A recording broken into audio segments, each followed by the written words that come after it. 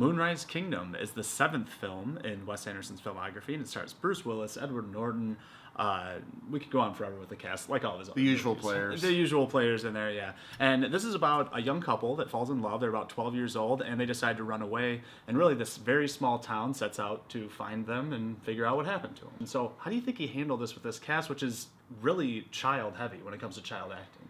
I think he handled the cast well, and I like that he scaled back. This is his smallest budgeted movie since Bottle Rocket. I like that he went back to making it more focused on story and character. But I like that. I like both performances by these kids, but I don't think that they're like awe-inspiring, kind of like, you know, it's not like Haley Joel Osment in The Sixth Sense, like, whoa, No. blow away kind of great performances. But I think they do both carry the movie well. What do you think? I think so too. I think that for Wes Anderson to translate his, style and his dialogue into these kids, he's not sitting here asking them, all right, now be really scared, now be really emotional. They're pretty much even keel through the whole thing. So I think this is an acting job that kids are capable of, and I think the two leads did great. I think they were believable of starting to like each other, form this relationship, and start figuring out who each other is to really blossom a little bit more. I think they portrayed young love in a unique and pretty funny way at times. Yeah, and very accurate too. Like they're very reminiscent things watching it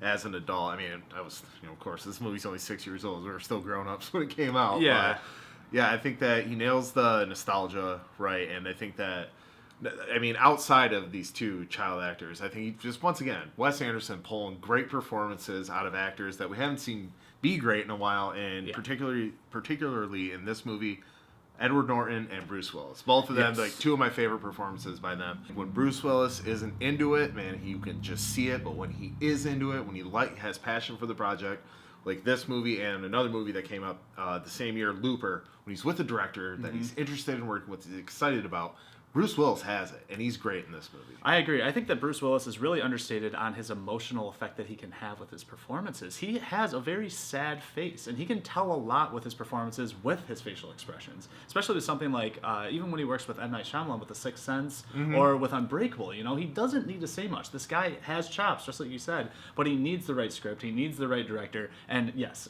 he's the standout for me out of the adult actors, him, and once again, the newcomer, Edward Norton. We can talk about him for a little while as well, because I think he is probably the funniest of all the characters in this movie. Oh, definitely. He provides the good chunk of the comedy. And I just like that he's, at the same time where he is kind of naive and maybe a little vulnerable, when he's around those kids, he's very stern. He's like a leader. Yeah. So I think that he has, it's like most Wes Anderson characters. He projects strength, but there's such vulnerability to him. Yeah, I love also that he interjects everything in his life is all about the Scouts. Even there's a moment where he's trying to be sweet towards our main actor and everything. He's trying to be a good man and give him encouragement, but all the encouragement's based around Scouts and how he built his campsite and all of that. That's the only thing that's on his mind is being a good Scout leader. That's all he cares about, and I think it's the funniest character in the whole movie. But moving on to the structure, the pacing, we have problems with the pacing sometimes with Wes Anderson films. Do you think with this live action, does he fall back into that, it feels overly long? It does at times, because when I was watching this, at one point I was like, oh, all right, how much do I have left? I watched it on Netflix. So I just looked at the time bar and I'm like, oh, it feels like a lot more has happened and gone on since, wow, we're only 38 minutes in kind of thing. Yeah. And so it's weird because I do appreciate some of the editing in this movie, the letter exchange going back and forth between the two of them. I liked how that's done. Yeah. I appreciate that, but as far as the editing of the movie as a whole, I do have problems with the pacing. There are times where this movie feels like it's longer than an hour and a half. I agree. I think that it does suffer from that as well. But I feel like the movie deserves a break. If you take a quick 5-minute break in between and get to onto the second act, I feel like it moves along a little bit better. That's how I tried to do it this time around. But yeah, I think that does suffer a little bit here and there. And I also, it's kind of an oddly toned movie. It's bleak at times. It's very bleak. It's PG-13 and it's about kids, but it's more for adults. It's got an odd personality to this movie, and I actually enjoyed it a lot more than I remember. I watched this again being this is one of my least favorites of Wes Anderson, but it turns out that it actually has so many redeeming factors to it. I think that it was a step in the right direction for him. Once again, he took chances with this film. And Yeah. it wasn't the same thing over and over. Yeah, there's family issues, there's daddy issues, there's... Yeah. It wasn't the same thing over and over. Yeah, there's family issues, there's daddy issues, there's... Well, it's more like mom issues in this one Yeah. between Susie and her mom, played by Frances McDormand. Mm-hmm. Wonderfully, as usual. Right, and the dad, Bill Murray, like, I don't think he's a standout father or projects that. in No. this.